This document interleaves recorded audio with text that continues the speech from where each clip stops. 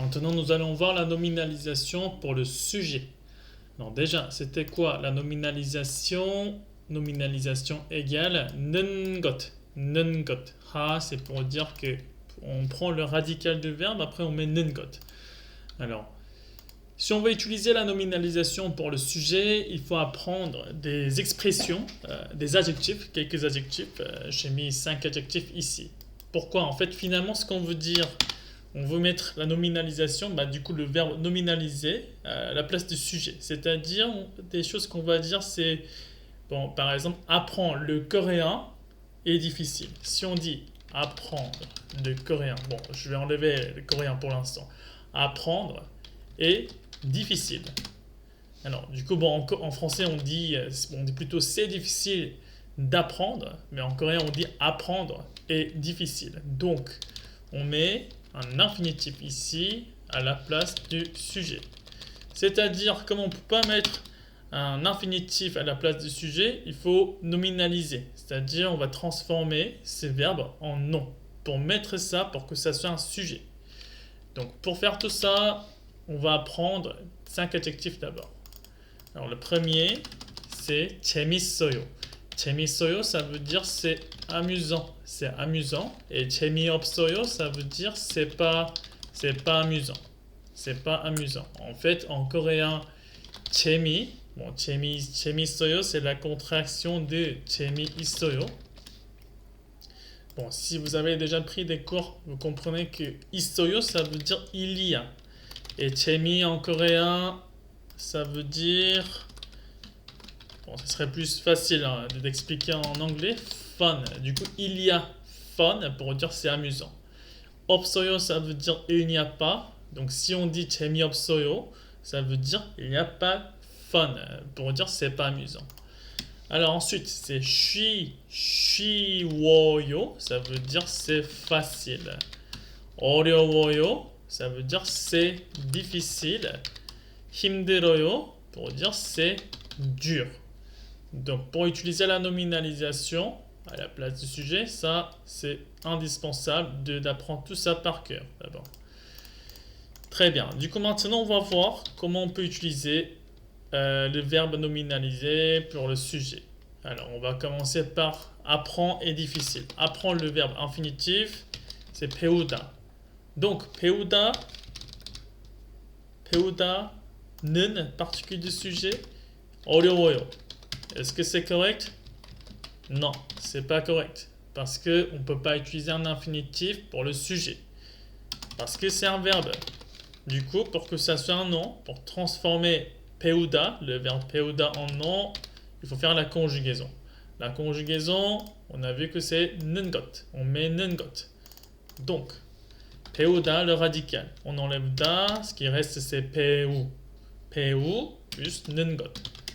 Donc, 배우는 것 maintenant, bon, c'est un nom. C'est-à-dire, c'est prêt, on peut utiliser ça pour le sujet. Donc, pour dire apprend est difficile, on peut dire 배우는 것. Après, une particule du sujet, 배우는 것은, parce que 것, ça se termine par une consonne, on met un ici. Donc la liaison, 배우는 것은 어려워요. 배우는 것은 어려워요. Voilà, on va voir avec un autre exemple. Par exemple, on peut dire faire du sport. Faire du sport est amusant. Bon, faire du sport en coréen, on dit 운동하다. 운동하다, c'est faire du sport. Donc maintenant, c'est un verbe. Il faut transformer ça en nom. Donc 운동하, ça c'est le radical du verbe 운동하다. Après, on met 는 것. Donc ça devient 운동하는 것.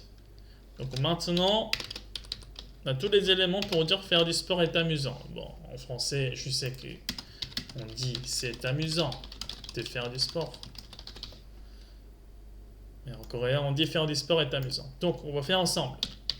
Alors, faire du sport, c'était quoi? Nominaliser 운동하는 것. Ok, ça c'est le sujet. On met quoi comme particule du sujet? 운동하는 것은.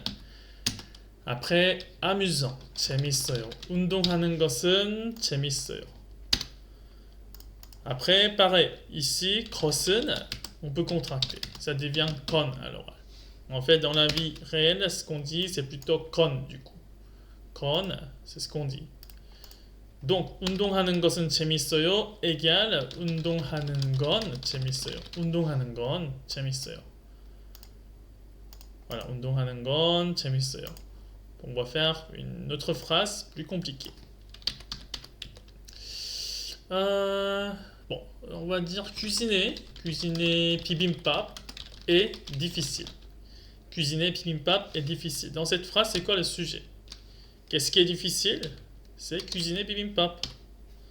Cuisiner bibimbap est difficile. Donc, cuisiner en coréen, c'est 요리하다. Cuisiner bibimbap. Du coup, on met bibimbap을 요리하다. Ça veut dire cuisiner bibimbap.